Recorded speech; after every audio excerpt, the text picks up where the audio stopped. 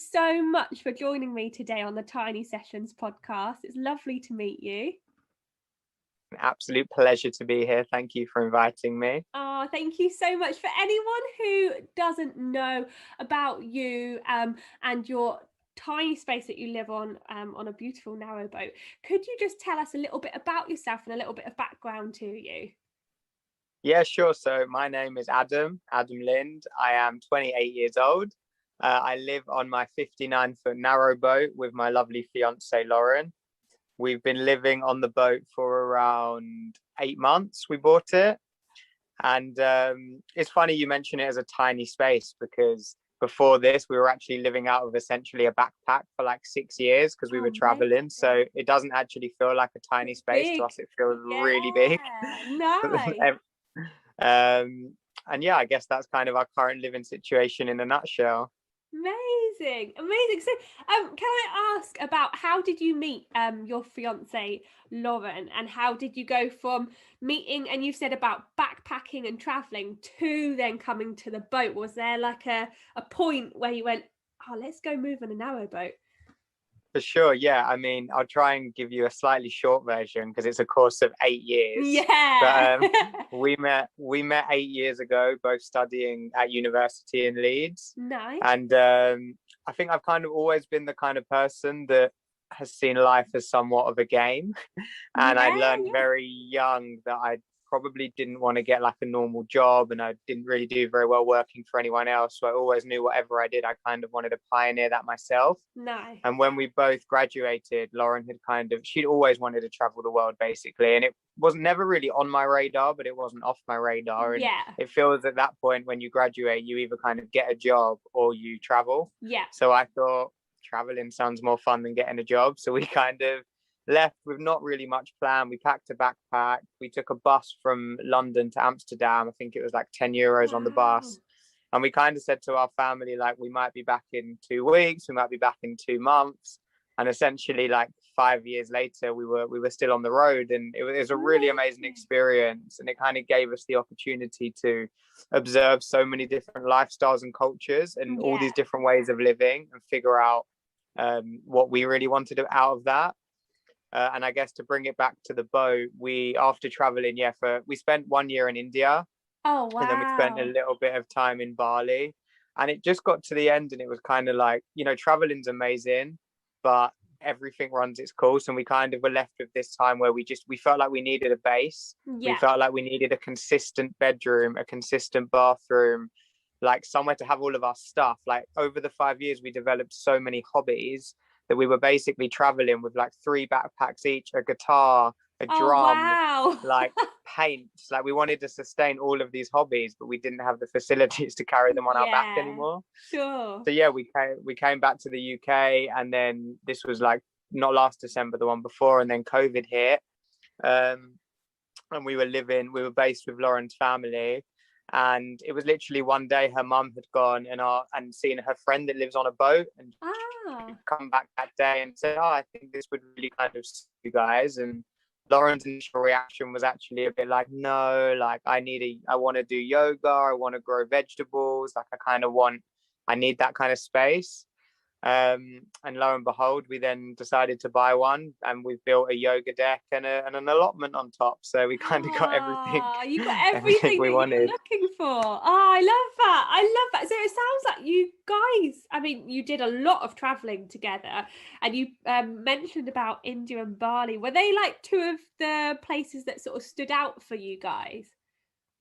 India definitely was. Like we both learned some kind of yoga and meditation out there. We both trained to be yoga teachers, and this kind of like, it was a lot of inner work, I think. So that really scoped a lot of the beliefs and the person I am today, I believe. And also just to be in such a diverse culture was amazing. I mean, Bali was nice. Bali is more like a holiday destination, but I think if I had to pick another place other than India, it would actually be Turkey. We spent 3 months in Turkey. Oh, wow. And everything about Turkey just really was incredible. Oh, amazing. What sort of things did you do in Turkey? So we basically, our initial plan of travels, we wanted a hitchhike from London to Asia. So to get to Asia, Turkey was the first country we got to. So we basically Right. crossed Turkey from west to east, Yeah. by land. And I think the first thing that struck us was how easy it was to hitchhike. Like in your general countries like France and Spain, your average wait time could maybe be like 20 minutes, 30 minutes, sometimes an hour. In Turkey, it's literally as soon as you put your thumb out, the first car will stop for you. And not only will they stop for you, they'll insist on taking you out for lunch. They'll insist on taking you back to meet their Oh, family. They want wow. you to sleep in their home. Like we always make this joke, the hardest part about hitchhiking in Turkey is always needing to be hungry, because a guy would pick you up, take you for this lavish lunch, and then the next guy would pick you up and insist. And even if you tell them, you're not hungry, they'll insist on They taking insist you. that you have the food. It's almost rude to say no. Yeah. So I think it was just the culture and the experience, especially because growing up in such a Western, um, and somewhat like media driven country, like the Middle East Yeah. gets such bad press, and Yeah. we were treated better there than anywhere we were treated in Europe. I mean, we were treated nicely in Europe, but like, yeah, it was just, Yeah, it, but it's it just so really, it really different. touched our heart. Yeah, I love that. I love that. And going back to the boat, can you just sort of describe a little bit about your space layout that you have? Yeah, 100%. So it's a narrow boat. It's what's called a reverse layout. So you Okay. enter we have a cruiser stern at the back for anyone Yeah. that knows boating, which essentially means that the place where we drive from is a lot bigger, which was something we really wanted, because it Ah. means like five of us can be at the back while we're cruising along. Oh, that's And it cool. also means the engine is underneath the stern. So some people have the engine in the boat, which can create it to be a lot noisier. Yeah. And then you walk into the kitchen, which is also something I originally said I didn't want. I always thought I wanted an open plan living room and kitchen. Yeah. Often you get like an L-shaped kitchen with the living room, which sounded really appealing. But when we were looking for boats, everyone said like when you find the boat, you will just know. And we walked onto this boat, and the layout was completely what we didn't want actually, because it Ah, goes that's the kitchen, interesting. then you have the bedroom, which is essentially like in the corridor, I guess, like in the throughway, and then you have the bathroom off to one side, and then you have the big living space at the front. Oh, um nice. yeah, it is really nice. We love it. Originally I really wanted the bedroom at the back, because then it kind of Yeah. feels like anyone visiting doesn't have to enter your bedroom, whereas anyone visiting us now has to walk through. So they have to walk through your bedroom to get to the main part of the living space. Exactly, yeah. I But I see. mean, we were like, you do all of these things based on when other people come and when this and when that. But at the end of the Yeah. day, the majority of the time, it's just Lauren and I here, and it works really well for us. So Yeah. you can't always think about everyone else. Yeah, I think that's a really good point to make as well, because I've often seen sort of narrow boat spaces where you do have the bed at the back, and I can understand, like, if it's already got that, like you say, it makes sense for when you've got people there. But I think people get quite like sort of caught up thinking, oh, we need to have it a certain way, because what if we have guests, or when we have such over, and like you say, like really you need to do it so it's ready for you guys, and then you can just adapt as and when for when others visit. Exactly. And you compromise different things. Like I love hosting, and because our bedroom is in the middle and it's smaller, our Yeah. living room is able to have like a proper table in it. You can get four Yeah. chairs around and have people over for dinner. Yeah, so Whereas you've got if more of a we would have social had space. Exactly. Whereas if we had the kitchen and lounge in one space, we probably would have lost that. So yeah, Yeah, it works really well. that's really cool. I think that gives people a different perspective on how they can do their layouts, because there's a lot of people who are sort of renovating narrow boats from the beginning as well, especially after the pandemic, and they're choosing different spaces to live in and explore in, and it's interesting seeing how that works just as well. It's really cool. I Yeah, no, really like definitely. that. We always say like if we were to build a boat from scratch, like what layout would we have? And when we even bought this boat, we kind of thought like, oh, we could swap this around in this room and this room. But I think the best way to do it is live in it. You have Yeah. all these ideas, but until you live in it, you need to see what works and what doesn't. And Yeah. um, and in practicality, it's actually, yeah, it's perfect for us. Yeah, that's such a good point. And I think that applies to a lot of different spaces, because so many people, I mean, for example, with myself with the Stitch Show Home, like I'm building it so that I can travel in it as well, and I can take it to events and things like that. And as I'm going along, I'm thinking, oh, actually, that would be really handy there. And it's only when you stay a night in it or you go away somewhere else and you're in a different place and you realize little things, but you don't have to get everything done straight away, because those things just come as you're living in the space, don't they? Exactly. And I think we can get so caught up in like making the space perfect. And Yeah. like we did a lot of renovation when we first moved on over winter. And it reached a point where, like, I mean, we wrote a list, and first of all, your list is always growing. Even if you complete the list, it's going to Yeah, double. I'm learning that. And I think it also reaches a point you just have to enjoy the space. Like if you're constantly looking at it thinking what could change, you're not ever giving yourself that time and space to actually enjoy what you've got. Yeah. So I think like we finished our main project, which was the bathroom, and we did a little bit to the bedroom, etc. And then we were just like, it's summer now, let's just really enjoy what we've got, because Yeah. it's this problem of always longing for needing more, and it's going to be better Yeah. if this, but there's no end to that, and that applies to so many things in life, I think. Yeah, definitely. It's really, really good advice. With your renovating, you mentioned about the bathroom. Did you have to just do things where you had to just adapt sort of the aesthetics of it to make it your own, or were there any sort of big areas that you really had to fix before you could live in it? Everything was more than livable. It Oh, was more about amazing. to our taste, Yeah. but we did actually like rip out the bathroom Did essentially, you? Wow. which was an amazing project because neither Lauren and I had really done anything like that before. Like Lauren was raised by her dad, who was Yeah. like really handy, has a tool shed, like she was used to using Oh, tools. I cool. was raised by like my mum and sister, so like I was used to like, I don't know, watching reality TV. So like Yeah. in terms of gender stereotypes, we're quite the opposite. Yeah, that's Lauren's cool. also yeah, I mean, I embrace it. Lauren's also an artist. She studied art, so she's got an eye for this thing. Yeah. So I really kind of let her lead the way, and I was just on hand to like be basically the skivvy and do everything that Yeah, needed to be I done. like that. And that is just as an important role, especially when you're ripping something out and you're having to prep like from the start. It is so important to do all those Exactly. things. Like That's I do a really lot of cool. the stuff, like if something needed knocking out with a hammer or ripping apart. I'm good Yeah, at ripping stuff apart. I'm not very good at finer details. yeah. Yeah, that's fair enough though. And then that's where Lauren comes in with sort of the interior side of it and the artistic side of it and colours and textures and things. I Definitely. But love yeah, it was a great project. We there was no tiles in there, and everyone warned us off tiling in a boat. Oh, did One, because they? of they look, I mean, this is the thing with like narrowboat forums. Like anything you say to do, everyone's going to tell you is wrong anyway. Is one thing Yeah. I've learned. But they say for loads of reasons. Like obviously, it adds weight to the boat. Yeah. We also have a completely wooden bathroom, and a lot of traditional boaters say like, why people long to have this wood, like why would you cover up this beautiful wood, which Lauren was actually kind of similar, like she loved the traditional wood look, which so do Yeah. I, but it's throughout the whole boat. So I just said Yeah. for a bathroom, if it's a bit more bright and modern, it just feels for me a lot cleaner. Yeah, just to break it um up. yeah, and it gives a different energy and a different feel. I think when you have a really small space, our idea was kind of to decorate each room quite different.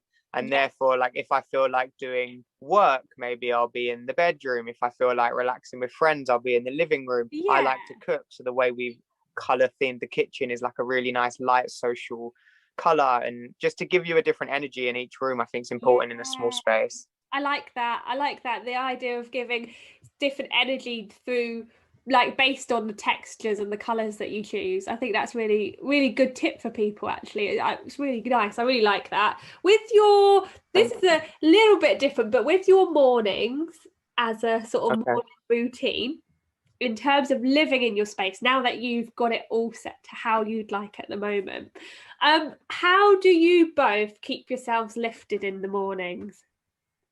Okay. As in, you mean in terms of us as people or with the boat? Yeah, yeah, just yourselves. So my daily routine is I wake up, and before, I'm the kind of person that can be an overthinker. So Yeah, before I even open my eyes, my brain can be on. So yeah, I've trained myself to, before my eyes are open, I have to say three things I'm grateful for. nice. Um, and it can be anything. It can be as small as I have legs, Yeah, or I can hear the birds, or I have a bed, or to maybe something bigger.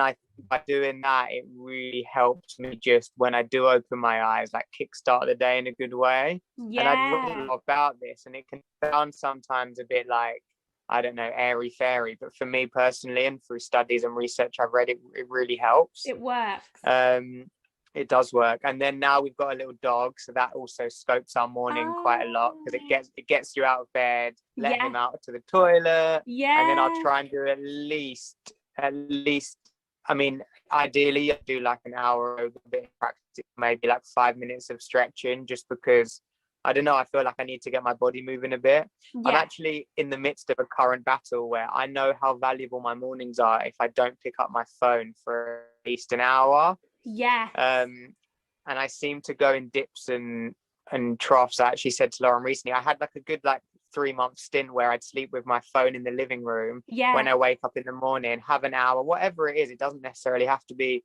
something spiritual like yoga or meditation. I can Yeah. Just go something for well a walk to do. and Yeah. have a cup of tea sitting outside, but and then pick up the phone. And I'd Yeah. really lost that again. I don't know why. And literally in the last 5 days, I'd say I've got that back, and I can feel the difference in my mood every day.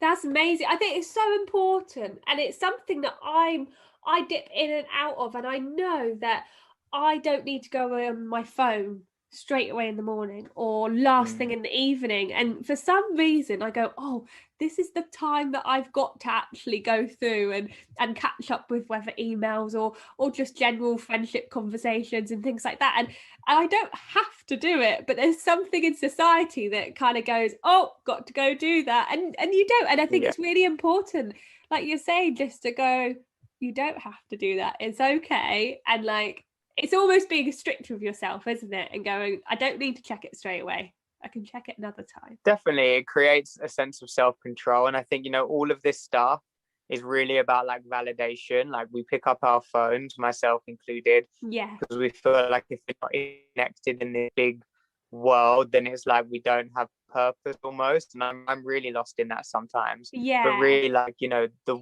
all of that stuff will still be there an hour later. And if you cut it off an hour before bed, it won't have gone anywhere. Yeah. So I think just Doesn't having that time change. to not be constantly distracted is something personally that is really integral. Yeah, it's so important as well, I think, addressing it, because it's something that at a time ago it didn't exist, and now it's such at the forefront. And I think for people who are younger than us as well, it's all they know. They don't know any different. Like, we're quite lucky that Yeah. we know what it was like without and with, but it's almost like, for me, I think, oh, it's hard to slowly start to remember what it was like without, because it's just everywhere now, isn't it, social media and things like that. So I think it's important to just switch off sometimes.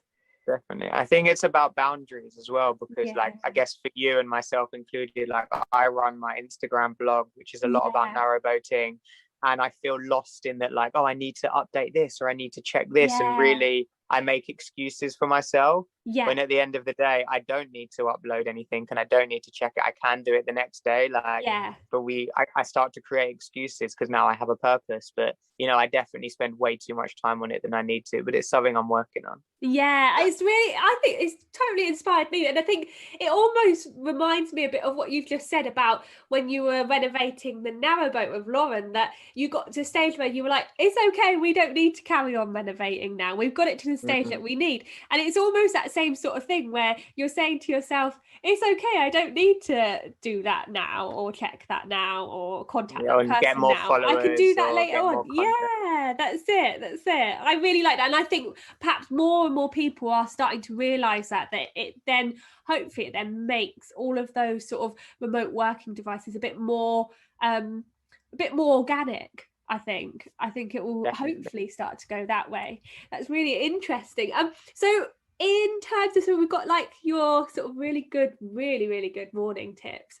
Do you have any challenges, whether it's sort of yourself personally or in terms of yourself and Lauren living in what would be classed in society as a smaller space, but as we know, it's a nice spacious space for you guys?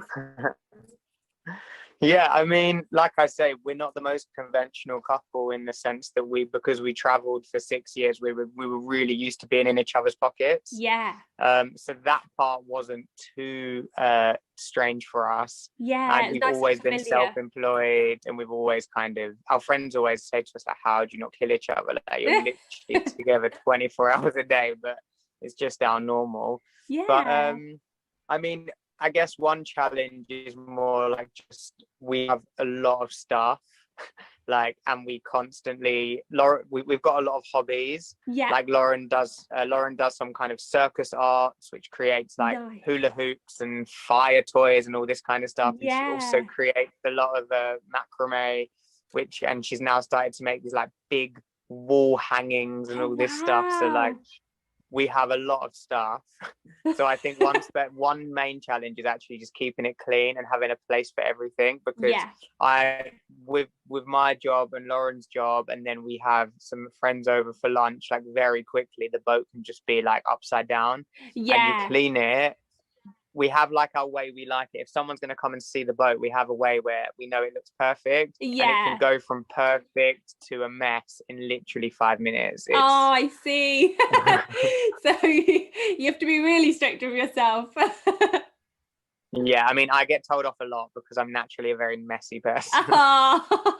So do you have like spaces for everything? So like for example, Laura's macrame is, have you got like a little space that she can put it in, or like a basket that she can sort of just have it all in one spot? Yeah, well, I mean, I wish it would fit in a basket, but Yeah. I so know, we you sound have like big wall hangings. on the front of our boat, we have what's called the bow. I guess Yeah. people will be familiar with this, and we're quite lucky where the bow is quite big. We're actually in the process of renovating that into like another seating area, but under the bow, Oh. it's just completely clear space. So it's a huge compartment. We've got these small little doors in the living room at the bottom that lead to the bow. So under there, we have like you can fit boxes and boxes of stuff under there. So Nice. luckily, that's where a lot of the stuff goes that we don't need every day, essentially. Nice. In my head, I'm thinking that's almost like your garage. Exactly. Yeah, It's exactly like your like that. loft or your garage, isn't it? Where you can Exactly. store everything. That's really, really Yeah. cool. I like that. So I've asked you about some challenges in terms of the space. Have you got any personal challenges that you have to face, or Lauren has to face, sort of personally? Living on the boat, you mean, or? No, just in general. So if you've got any mental health elements that you like to talk about with us. I mean, I'm not struggling so much myself at the moment. I definitely have in the past, but I'm currently training in neuro linguistic programming, which is Okay. like also known as NLP normally to people, because it's taken me a long time to basically create a life that I see as like my perfect reality. Yep. And I try and promote this message that I genuinely believe that anyone can create their own reality. And this comes through like a certain level of beliefs and sacrifices, and it takes work. Yeah. But it's something I'm really trying to help other people with. And I've always been someone that kind of friends would call for advice, or family would call if they're struggling. And Yeah. intuitively, I'd always try and help them. But now, through studying this course, I'm trying to get some kind of more scientific and academic tools and skills to help people. And it's not this message that I think everyone should live on a narrowboat and, like do like circus stuff. It's more just like whatever your reality is, I think that you're able to achieve it. And once I started running Yeah.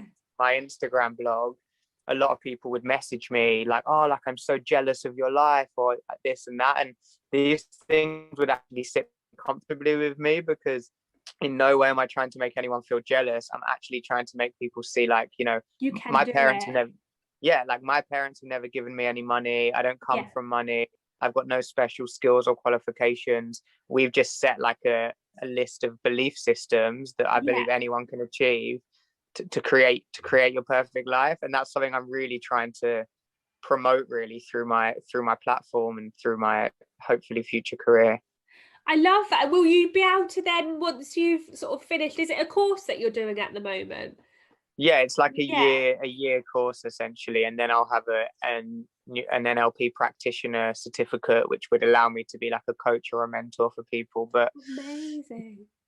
yeah, it's something I feel really passionately about, because I was just surprised as my following grew on Instagram, the amount of people would kind of message me saying that they feel a bit stuck within their life. Yeah. And it really gave me this drive to kind of share some of my insecurities. Like, for example, last week I shared something on my Instagram story about, I don't know if you've heard of this thing called intrusive thoughts. Oh no. What are are intrusive thoughts like when you've got a thought, for example, that's like overriding everything else?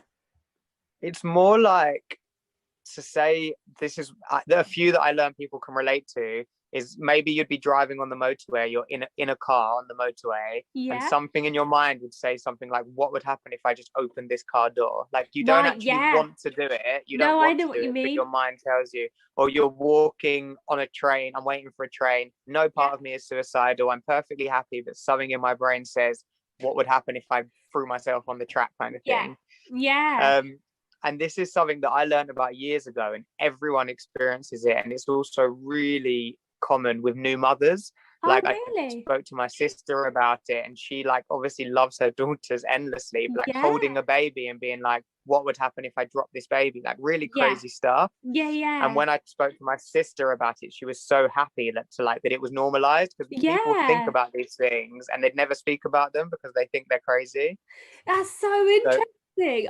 I think it's really interesting because I'm just thinking about like when you're a kid, you're told don't open the door in the back, the back door in the car, and you're told don't open the back door, and sometimes parents decide to put a child lock on and things like that.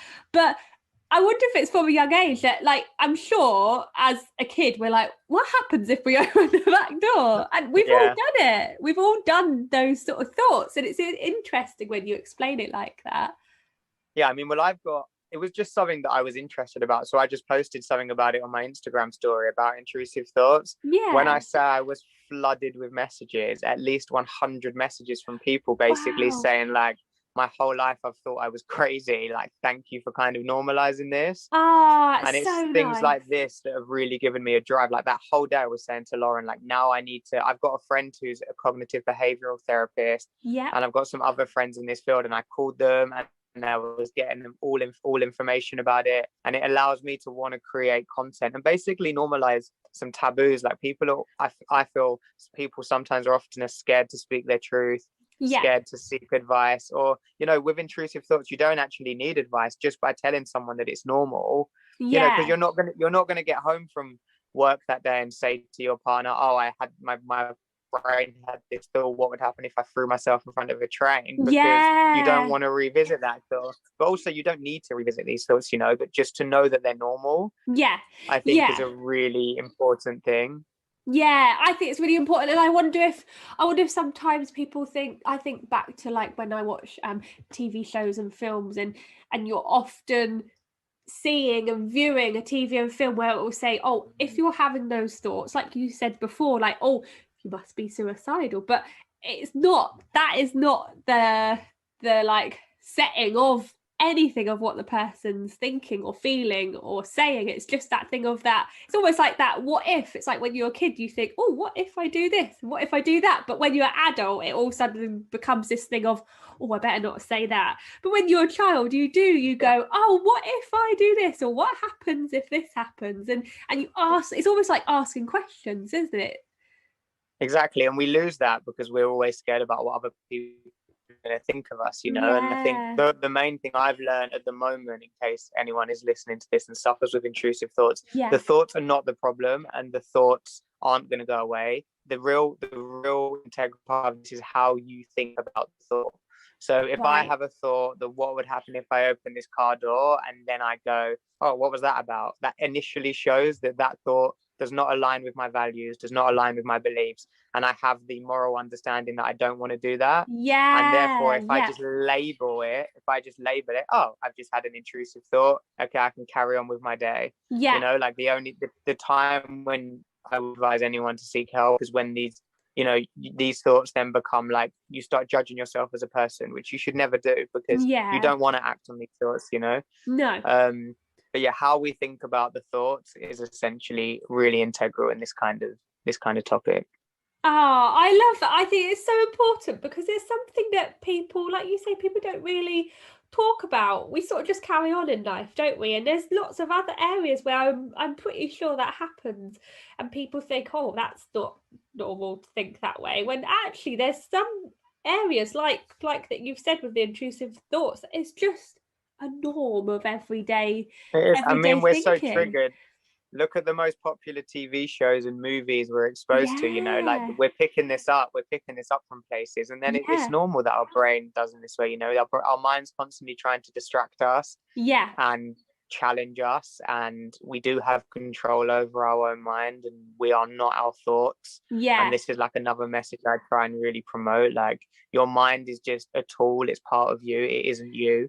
And once you kind of, because yeah. I was a slave to my mind for so many years, thinking it was me, thinking my thoughts were actually me. Yeah, And it was when I broke out of that I was actually able to travel the world and buy this boat yeah, and yeah, be self-employed and live my perfect reality. And I don't say that in any kind of big-headed way. I say it because I want to encourage anyone else to do it. that they can do it as well. Everyone can do it. I think, yeah, no, I completely agree with you. And it's making that sort of, it's like a light switch, and it's making that little shift. And sometimes people think, oh, how do I make that shift? Like I've been a good example of overthinking in the past, and like I'll overthink a situation and I think, oh, is it me? And then as I've got older, like I've often realized, oh, actually it's nothing to do with me. It's someone else like dealing with their own like dilemmas or whatever, and it's nothing to do with me. And then if it's something that perhaps was to do with you, it might not be as overthought as it needs to be. It might just be as simple as acknowledging it and going, oh, I see, okay, and that makes sense. And it's just having that shift in thought instead of sort of looking inwards, isn't it? Definitely. Like we navigate our way through life acting as if like everything is happening to us and like we're the center of everything around us, when Yeah, really everyone else is thinking the exact same way. So however yeah, heightened that thing you might have said to someone feels like it's never as big a deal as it is in your head, is what I believe. yeah, definitely. And I wonder if it's just something that we learn sort of as we get older and we meet different people in different situations as well. Maybe it sort Hopefully. of comes, yeah. But it's nice to know it now, and I think it's nice for people to have a platform that they can go to where you are talking about things like, for example, intrusive thoughts and different things that you're thinking about, and people can just have a familiarity. I think we don't have enough. We're starting to have a little bit more of it on social media, but we need more of that, I think. And especially for all of us who are our age and upwards, but especially for the younger generation to just actually know that is normal. There's so many areas in life that are a normal. Definitely. And I think it's nice to access it not always through like there are a lot of like mental health accounts now, but it can also feel Yeah, really heavy when that all you're focused on. So like I yeah, think it's nice, or something I try and do is like one day I might just be posting that we're paddleboarding up the canal, or one day we're doing the bathroom. But also, yeah, there's more layers to this. Like no one's living a perfect life, and yeah. I have flaws and I have flaws. And I think show every side of yourself if you're gonna have a platform is something that everyone should be doing, rather than always creating this perfect reality. Yeah, it's so important to show the realities of life, isn't it? Definitely. I love that. Thank you so much for touching on that. I think it's really, really important to chat about that. I would like to go back to your beautiful narrowboat, and you were telling me that Lauren always wanted to have a rooftop garden, or a Good. garden to grow vegetables, and now you've got this rooftop garden. Have you got any tips that you've noticed that Lauren picked up to make it easy to sort of have what you needed on top, so that you could grow have you got vegetables or herbs or Oh, she's got everything. has Like she? literally, I think at the moment, well, yesterday she made a salad and she'd had beetroot, carrots, turnip, kale, spinach, lettuce, Oh, yum. coriander. spring onions, like obviously everything. It's really insane. And everyone passes the boat and comments on her roof garden. But again, it's like Oh, she just believed she could do it, yeah. and she did it. Like she essentially bought some wood. This is how she did it. She bought some wood, she measured everything perfectly, and she built like a big box, a big planter box, Yeah. and then she lined it with I think it's called like garden tarp. It's like tarpaulin, but more Oh, specifically yeah. for the garden. Yep.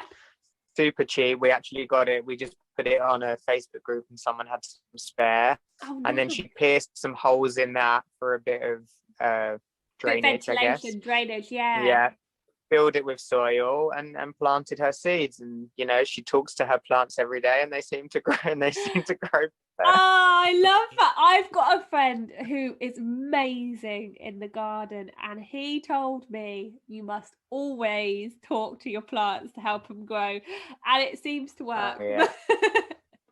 Yeah, I mean, we sing to them, we stroke them, we talk to them, and I we have love we have it. food to last us for weeks. So there's definitely something Exactly. about It's it. working. It's definitely working.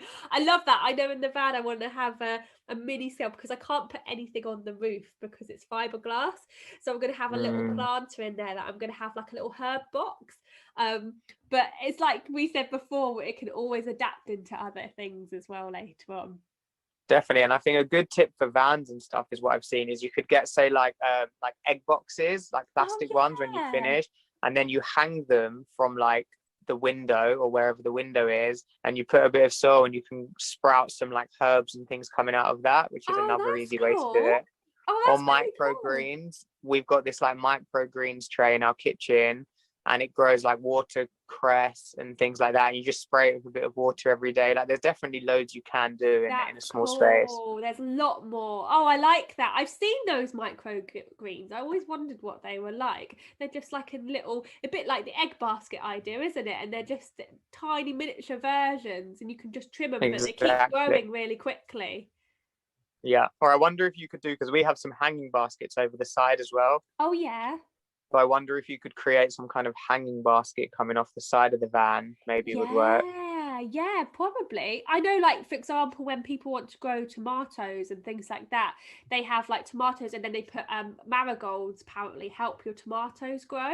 And Interesting. if you put them together, like they look really pretty, but you could have that as a hanging basket and have tomatoes because sometimes Yeah. people are like, where can I put tomatoes sort of things.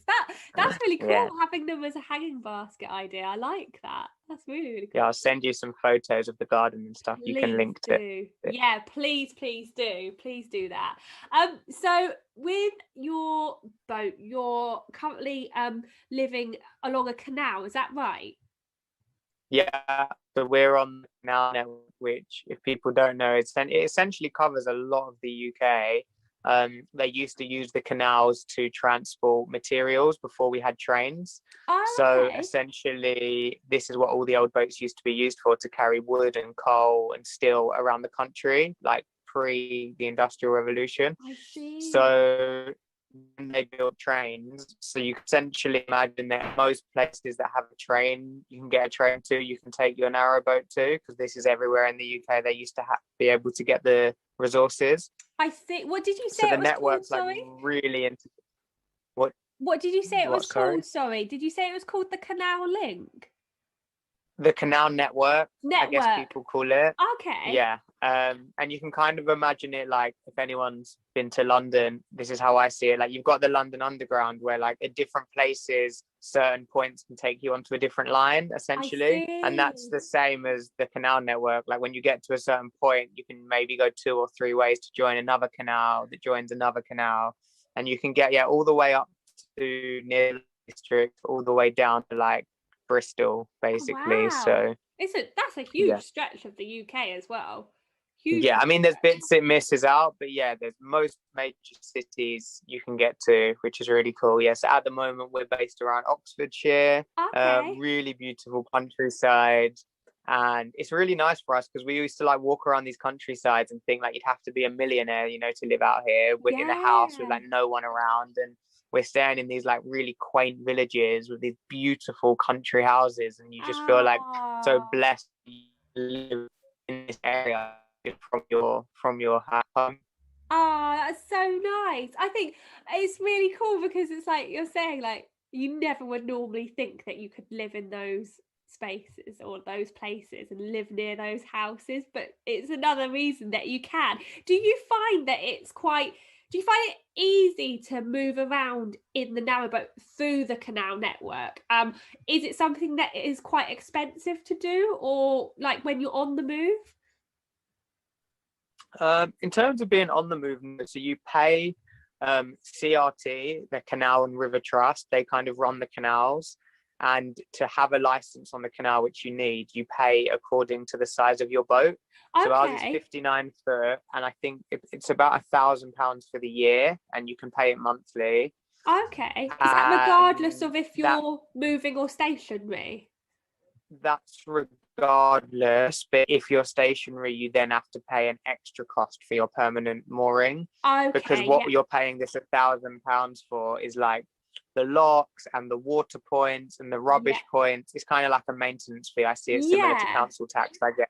Yeah. Um, and yeah, and then we're what they call continuous cruisers. So you can stay in one place for 2 weeks and then you have to move. And as long as you move 20 miles over the year, you're kind of free to move as you want. Oh, Other than cool. that, I mean, diesel's really cheap.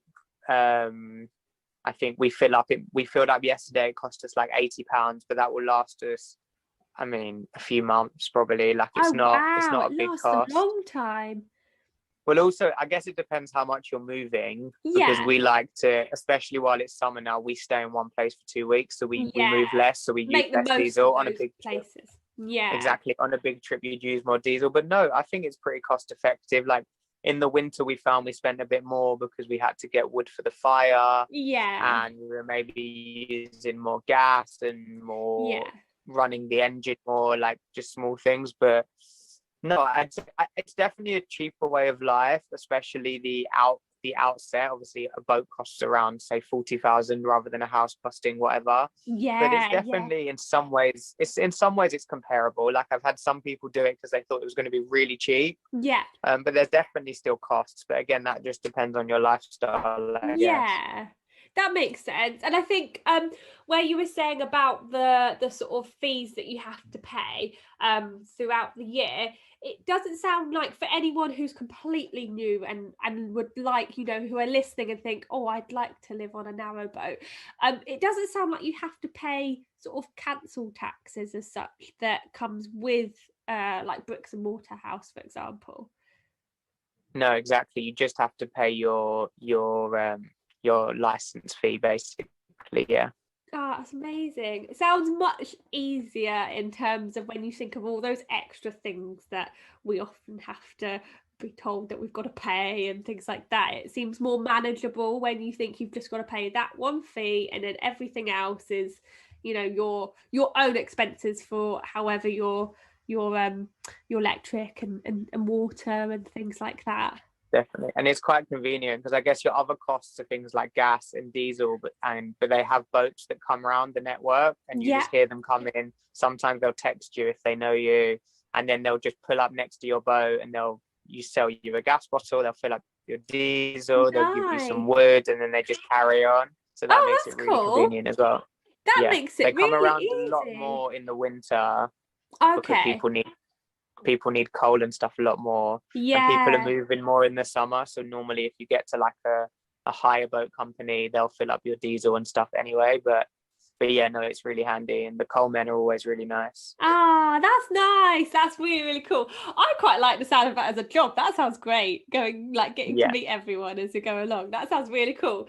So job wise, where are you guys at the moment in terms of being able to sort of finance the lifestyle that you've wanted and you've always wanted? Yeah, I mean, we feel quite blessed. We started our own business maybe 2 years ago now. Lauren and I had been making jewelry a lot whilst we were traveling and Nice. selling it in different markets and craft fairs and in cities. And we used natural stones and crystals to create this jewelry. Nice. And Lauren still does that full time, but I've moved more into actually just in the stones themselves to other jewelry makers. Yeah. So I've got like quite a nice network worldwide where I sell to different jewelers and different shops all over the world actually. Like I've got some customers in America and New Oh, Zealand and wow. places like this. So it's nice. It's like I really love what I do, which really helps, and I really like interacting with people. And I've always had a passion for making the jewelry myself. Yeah, you know both But yeah, sides of it's it. nice to exactly. It can be sometimes like timing challenging because of all the time zones that you're working in. Yeah, yeah. um, and that's something that sometimes keeps me on my phone later because like you wake up at 6 a.m, people from New Zealand and Australia want you, and at Yeah. night it's people from America, and boundaries was a bit of a challenge at first. Yeah. But no, to be honest, like in terms of work life balance, we have it pretty nice, and I feel very lucky. That's really cool. And whereabouts do you guys sell your jewelry on? Did you choose to set up your own website, or do you sell it on Etsy? We were selling it mainly through an Instagram and Facebook page, Oh, but now cool. Lauren generally just does custom orders because she was finding a lot of people wanted to design a piece themselves, Yeah. and that was keeping her really busy. So she doesn't really have so much time to just make excess stock. Yeah. So now people just contact her, they work on a design together, and then she makes like a bespoke piece. That's cool. And do people contact like Lauren through the Instagram page itself? Yeah, or like I have a big Facebook crystal community where I sell the stones, and we've kind of got this big interlinked, connected group of people that Oh, that seem to wow. find us. Oh, that's cool. And is that a Facebook group that you guys created yourself, or one that you Yeah, joined?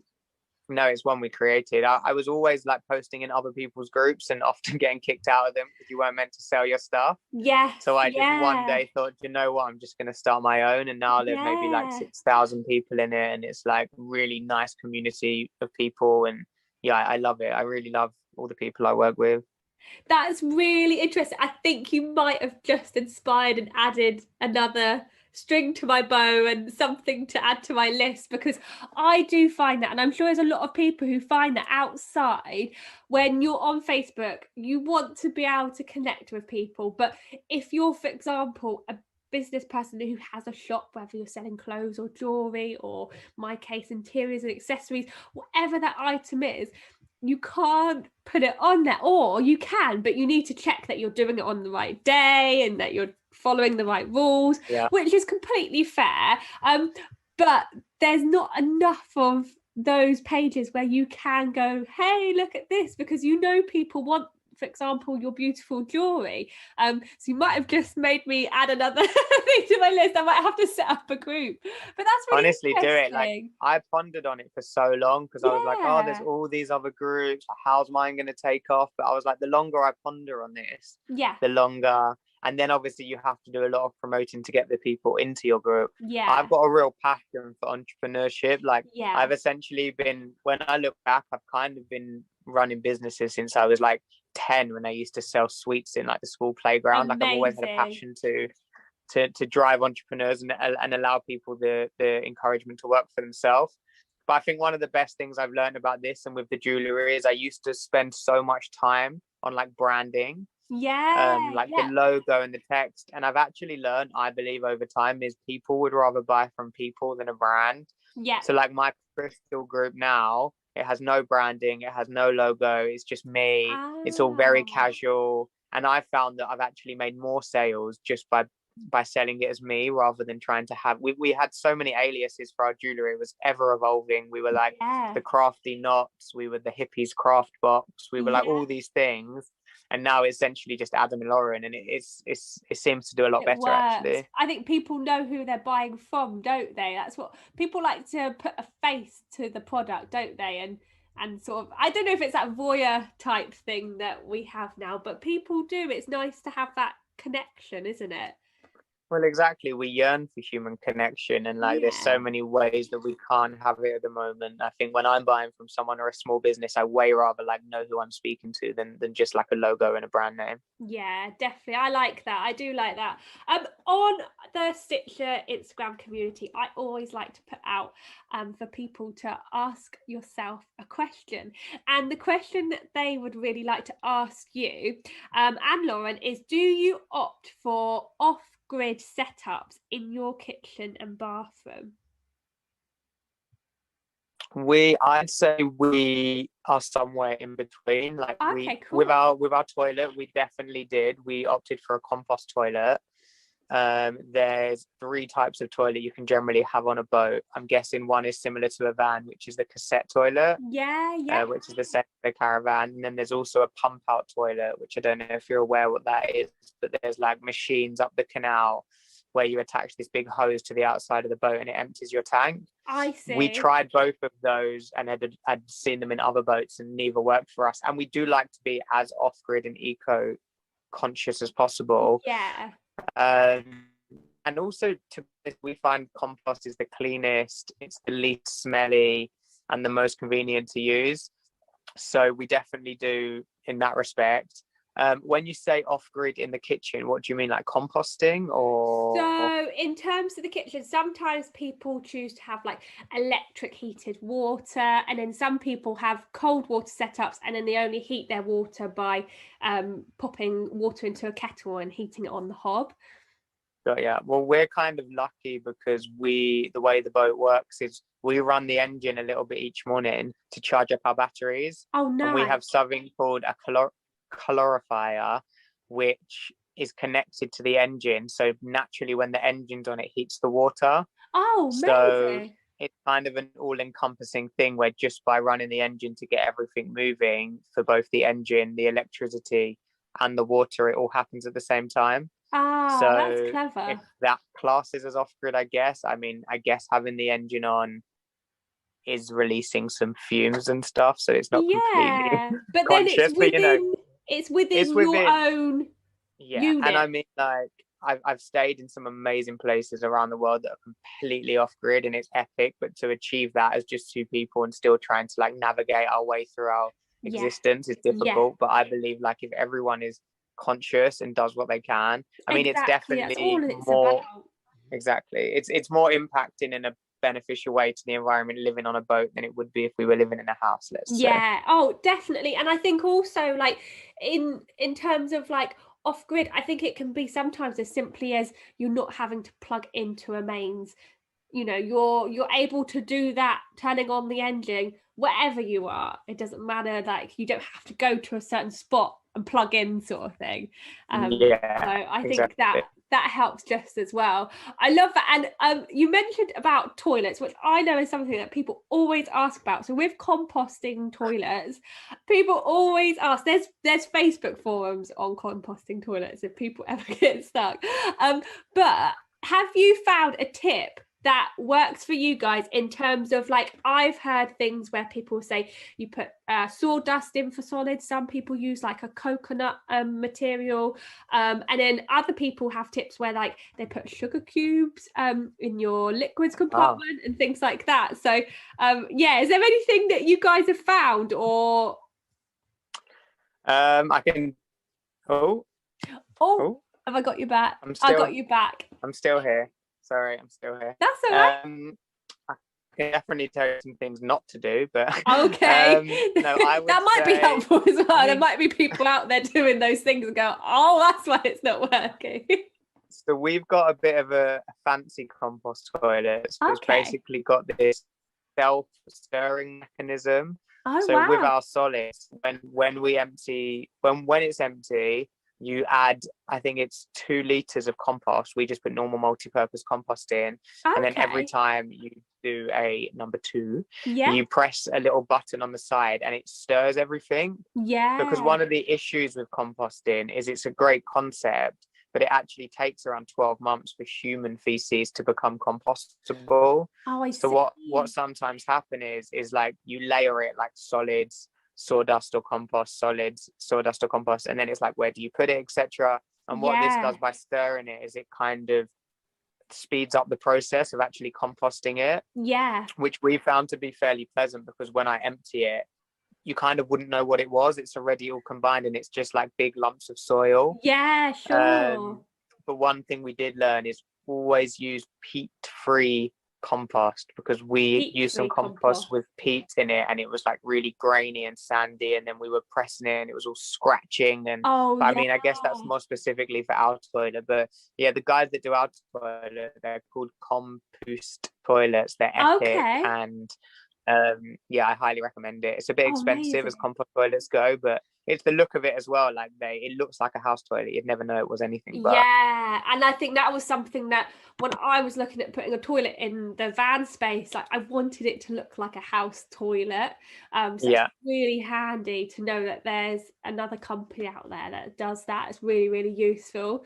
That's really cool. Oh, I can visualize all these spaces now. It's really lovely. I always like to ask a question to my podcast guests at the end of each show, and that's a sustainable question. So, sustainability wise, what do you wish that you or we had more of?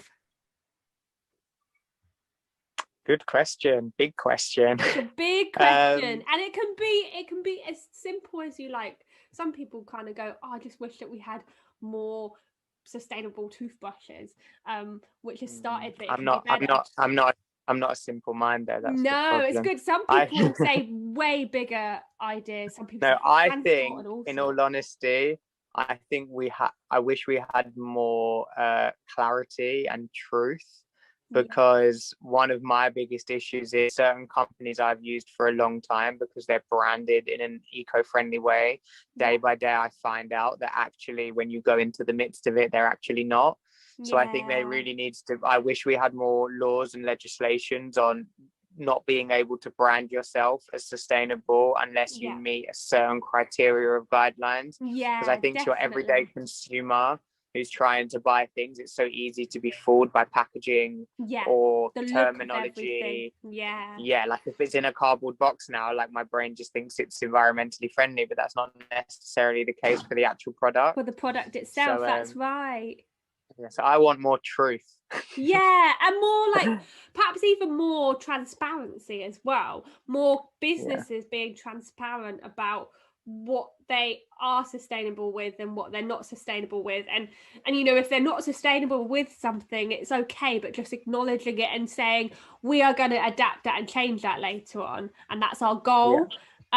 Knowing that they're thinking I about think for that. me, yeah, I think for me, one of the problems with sustainability, and I actually have a podcast myself, and I had this guy on talking all about sustainability. Oh, And he cool. said one of his biggest issues is like the fast fashion industry. Yeah. And he says how big companies like ASOS and Boohoo have now developed this thing where, like, when you go on their website, the front page says how, like, we now have this new sustainable range. But when you actually Yeah. look into it, it's like 0.1% of their products, and 99.9% are still completely run with like unrecyclable materials and Yeah. human exploitation. So it's just now become a marketing tactic, and there's no Yeah. liability there.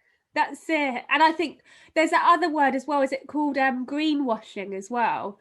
Where Yeah, like exactly that. Coca-Cola, for example, huge brand, they can do things like that as well.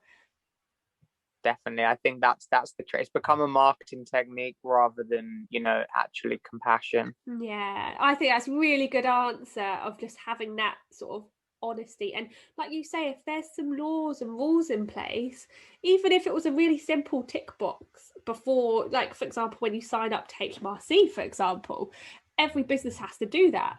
And if you can just have this tick box that then categorizes and make sure, and you might have something that's given to you that will then go onto the website, onto your branding that acknowledges like a symbol. It can be something really Exactly, simple, and couldn't then you it? can literally pick and choose what brands you use based on this one Yeah. symbol. But yeah, at the Yeah. moment, there's no clear guideline. Yeah, definitely. Such a good answer. Adam, thank you so much for Oh, joining my dog's me. just come to Oh, say. your dog. Oh, I'm glad we get to see your dog before we go. What breed is your dog? He's a cocker spaniel. His name is Shanti. Oh, he's beautiful. He's got such lovely ears. Look. Oh, he's got like that classic wavy hair on his ears. He is so lovely. How old is he? He's 6 months. He's a bit of an attention seeker, so he must have known that we were having an interview. Yeah, he wanted to join in. Oh, Adam, thank you so much for joining me on the Tiny Sessions podcast. To find out more about Adam and Lauren and their life on the narrowboat and all the lovely ventures that they're doing, please go and visit adam.floatinghome. But a big thank you to you for joining me today. Thank you for having me. It's been great.